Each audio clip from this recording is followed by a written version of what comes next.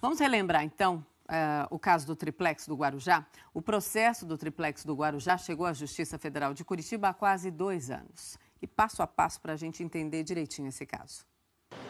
Começou no Ministério Público do Estado de São Paulo a investigação sobre o triplex do Guarujá, um apartamento de 215 metros quadrados, localizado no condomínio Solares, em frente à Praia das Astúrias.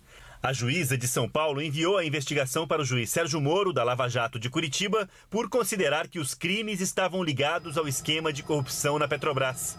O caso passou às mãos de Moro em junho de 2016. Mas o triplex já tinha se tornado notícia 6 anos antes, em 2010, quando o jornal O Globo publicou que Lula e Dona Marisa eram donos de um apartamento no condomínio que ainda não estava pronto. Nessa época, a OAS Empreendimentos já tinha assumido a obra, iniciada pela Cooperativa Habitacional dos Bancários, a Bancop, que passou a enfrentar problemas financeiros. O condomínio foi entregue em 2014. Os procuradores da Lava Jato no Paraná denunciaram o ex-presidente em setembro de 2016. Na denúncia, afirmaram que a OAS pagou propina a Lula por meio da reserva e reforma do triplex e manteve o imóvel no nome da construtora para esconder a real propriedade. De acordo com o Ministério Público Federal, o dinheiro veio de um caixa geral de propina ligado a 3 contratos da OAS com a Petrobras.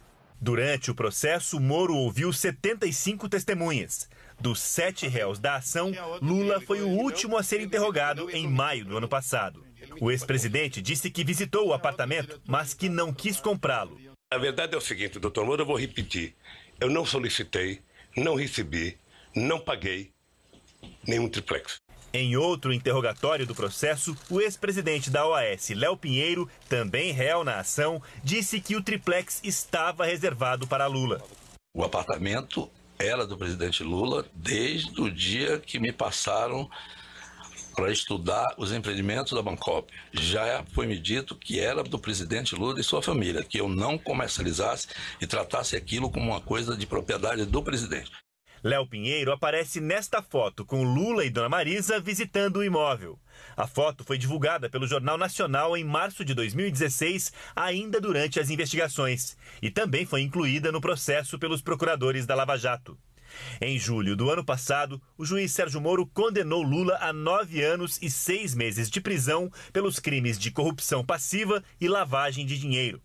Na sentença, Moro levou em conta documentos, perícias, notas fiscais da reforma, quebras de sigilo fiscal e bancário, depoimentos de testemunhas e réus.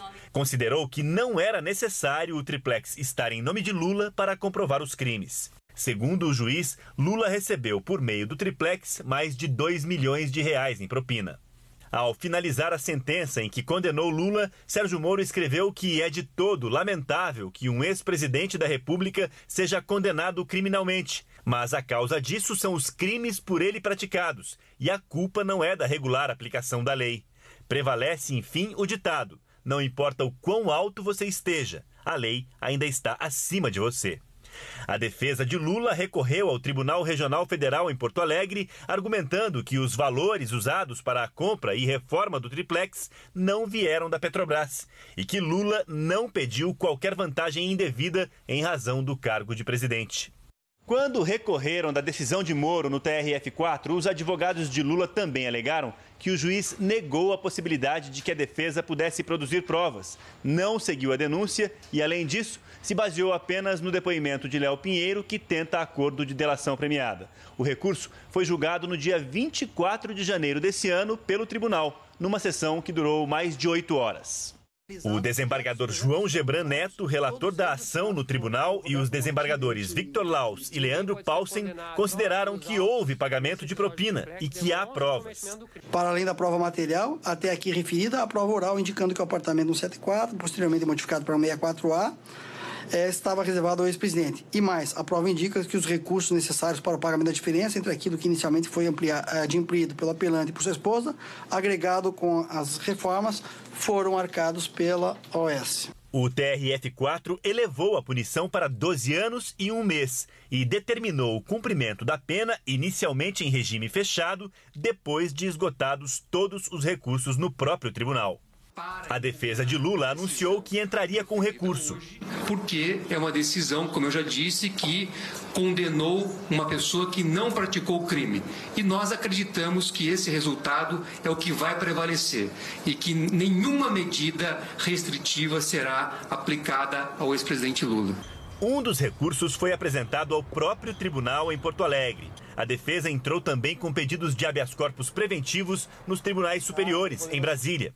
No dia 6 de março, os ministros do STJ negaram por 5-0 o pedido de habeas corpus preventivo. A defesa pretendia impedir a prisão de Lula após se esgotarem os recursos em segunda instância. A decisão no STJ foi unânime. No meu entendimento, não se vislumbra a existência de qualquer ilegalidade na determinação de que o paciente venha, porventura, iniciar o cumprimento provisório da pena após esgotamento dos recursos em segundo grau, no caso, os embargos de declaração. No dia 22 de março, foi a vez dos 11 ministros do Supremo avaliarem o pedido de habeas corpus preventivo. Numa sessão que durou 4 horas, os ministros decidiram primeiro que poderiam julgar o pedido. Depois, como o ministro Marco Aurélio Mello não podia continuar na sessão porque tinha um voo marcado para um compromisso no Rio, a discussão sobre o mérito do pedido de habeas corpus preventivo, ou seja, se Lula teria ou não direito de aguardar em liberdade o julgamento de todos os recursos antes de ser preso, acabou sendo adiada. Em seguida, por 6-5, os ministros decidiram atender a um pedido da defesa e conceder ao ex-presidente Lula um salvo-conduto, impedindo qualquer ordem de prisão contra ele antes do fim do julgamento marcado para o dia 4 de abril. Deferida a liminar para que até o julgamento deste habeas corpus, que será na sessão do dia 4, na primeira hora, portanto, será o primeiro processo a ser apregoado para continuidade de julgamento. Até este dia, então, a garantia do paciente de ter a salvaguarda da sua locomoção. Sim. E que foi o pedido formulado. Será imediatamente expedido o ofício neste sentido. No dia 26 de março, os desembargadores do Tribunal Regional Federal da 4ª Região em Porto Alegre, a segunda instância da Lava Jato, negaram por unanimidade os embargos de declaração pedidos pela defesa. Fizeram apenas uma correção técnica no texto. Desse modo, no processo trazido em mesa pelos desembargadores Gebran sobre o número 2, a turma decidiu a unanimidade nos termos do voto do relator, conhecendo em parte dos embargos e, nesta parte, dando parcial provimento, sem, contudo, que haja qualquer efeito modificativo. Na quarta-feira, o Supremo Tribunal Federal em Brasília retomou o julgamento. A sessão durou quase 11 horas e a maioria dos ministros, por 6-5, negou a concessão do habeas corpus a Lula. Com a decisão, caiu o último impedimento para a execução da pena do ex-presidente. E no mérito, por votação majoritária, o Supremo Tribunal denegou a ordem nos termos do voto do relator, vencidos os ministros Gilmar Mendes e Dias Toffoli, numa parte menor, e os ministros Ricardo Lewandowski, Marco Aurélio e Celso de Mello, que concediam a ordem. Esta é a proclamação do resultado. Além do caso do triplex do Guarujá, o ex-presidente Lula é alvo de outros 9 processos. Em 6 deles, ele já é réu e foi denunciado em 2. Uma das ações ainda está em fase de inquérito. Em 6 deles, o ex-presidente já é réu e foi denunciado em 2. E uma das ações ainda está em fase de inquérito. Dos 6 processos nos quais ele é réu, os que estão mais avançados são o do sítio de Atibaia e a ação que apura se houve pagamento de propina na compra de um terreno para o Instituto Lula e de um apartamento em São Bernardo do Campo.